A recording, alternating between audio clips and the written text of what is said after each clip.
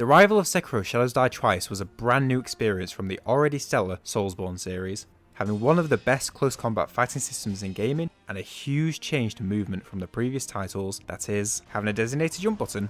Oh, and they also included a new grappling hook mechanic, which is the subject of today's video. We're going to go through the game and find out how many grapples do you actually need to beat Sekiro Shadows Die Twice. And if you enjoyed the video, be sure to subscribe, it helps a lot. Starting out as normal, grabbing our sword, heading over to Genny, getting our arm chopped off, and then Sculptor sorting us out with our new grappling tool. Straight away, we had to add one to the counter for the tutorial. The next roadblock we encountered did seem like it was a touch too far. Even after trying to jump at the different elevations, it seemed just out of reach. But then after getting the perfect launch out of this jutted out tree root, we actually managed it. The counter stays at 1. Nothing to worry about on the way to Chained Ogre, but we did grab a couple of bits and bobs on the way. I even tried doing some parkour to get up to the merchant, and with this little perch, honestly thought there was a chance, but we just couldn't get enough height. Bit of a shame. Headed over to beat Chained Ogre, dashed around his back constantly to avoid his slams and WWE throws. After beating him, we had another grapple blocking our path. So notice the wall sticking out on the left, so first wanted to see if we could reach that point and stand on it. Which we could reach, but there wasn't enough space to stand on. So now the only question was whether we could make this jump from the roof. We had one drop below, but actually go far enough, so if we could just get the height. And actually managed to get it. Boom, another grapple skip. Next was going through the Snake Valley, which the first grapple branches we could hug the wall to jump onto, and the drop down we could actually reach with a good jump. But the problem came at the end. After poking the snake in the eye, we have this branch just a tiny bit above us. Surely we could jump up onto this. Well, it turns out, sort of no. On the whole, didn't really come close, apart from this weird attempt, which, annoyingly, I wasn't able to recreate. So, going to say a maybe necessary grapple? Next, 2 more grapples to get to the top, but by jumping off the wall, we could go straight to the second one, so 1 more skipped. Afterwards, 2 more grapples definitely needed to clear this gap, and another one to get higher up. Didn't need the next one though, as we could climb up around the side and go straight to Gyobu by running up the stairs and instead of grappling for the arena, jumping over from the left side. Cleared through the Gyobu fight, of course without using the grappling prompts, which did make it a touch trickier, but not majorly. No issues with Bull. Well, mostly no issues. And into Ashina Castle we go. I decided to go for Senpo first, so through Abandoned Dungeon and into Senpo. Now Senpo was a strange one. There is a grapple required to get into the temple, but just to the right side there's a ledge. Now I tried for ages to get this jump and just couldn't do it, to the point I honestly think there's an invisible wall there.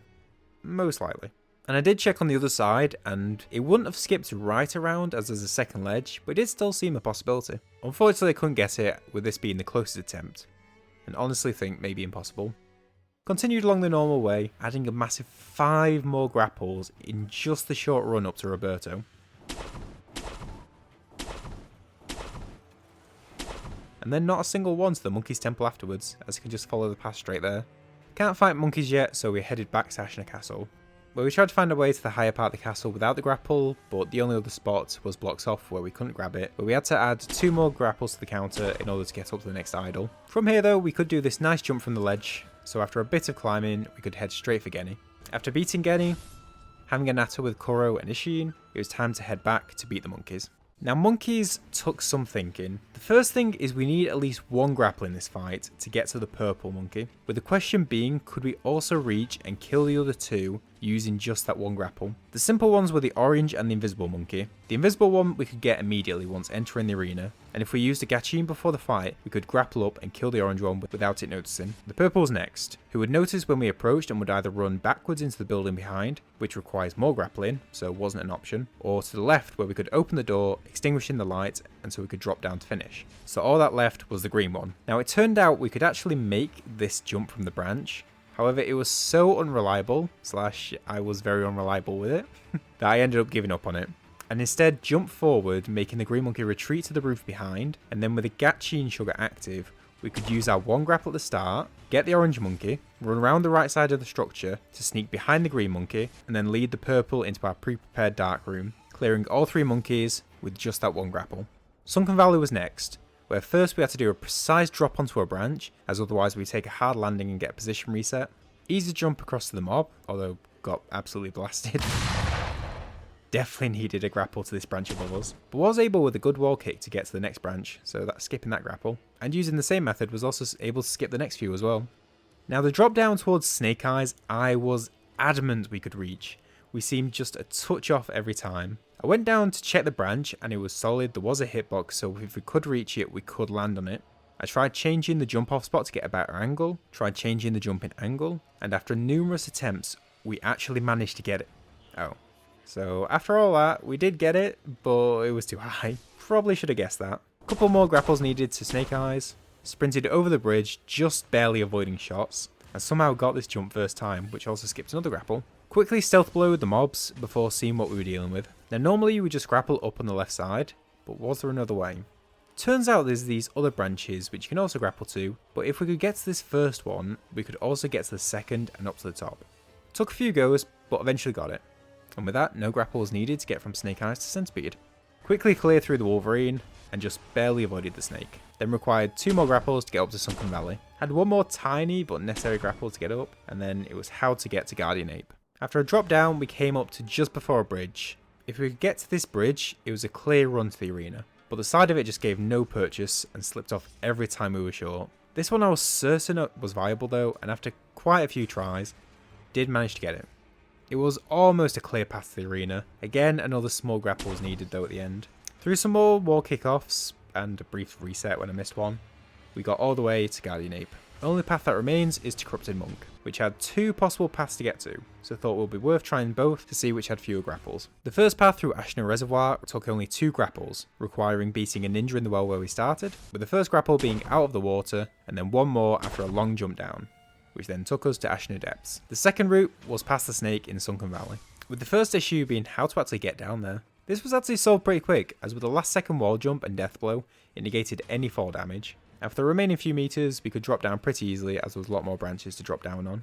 Now there are normally 2 methods to deal with this snake. One is to puppeteer the monkey and grapple up as the snake attacks it, or 2, jump off the path as the snake attacks and then grapple forward. But could we find a third option that could take away that grapple? I had an idea. With the bell we collected earlier, we headed to Harasser Estate, ran past the mobs, mortal drawed the Shinobi Hunter, and then tried to swim to our intended location, but was blocked by a grapple. No matter, we retreated and tried launching ourselves from the bridge. Did take a few goes, but in the end managed it.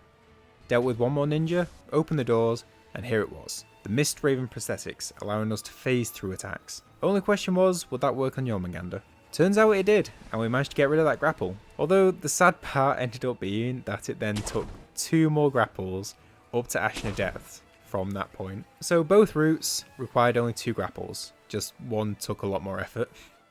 Beat Snake Eyes, where I realised I made a huge mistake fighting Guardian Ape first, as had to deal with him again. Although a bit of a trick here for you, if you don't want to deal with the wife, be sure to finish first phase in this back right corner, pop a Yashugger, use a gourd which makes him dive at us, and then finish with some jumping mortal draws.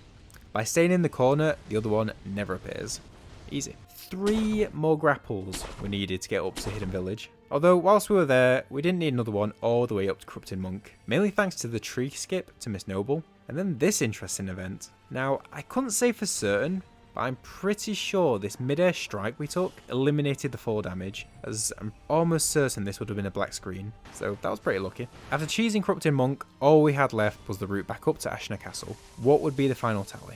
We climbed over the wall, had to grapple out of the water, and then once more for our actual final grapple, as we ended up being able to wall jump and grab the next roof, jump up to the set up bamboo bridge following it up, parkoured around to the main Ashna Castle, and then continued following the bridges up as we came across them, reaching the roof and our final battle with Emra and Ishin. This was a fun challenge with quite a few grapples I was really surprised we could cut out, and some I wish we still could. So how many grapples are needed to beat Sekiro? 29 grapples, and a sus one.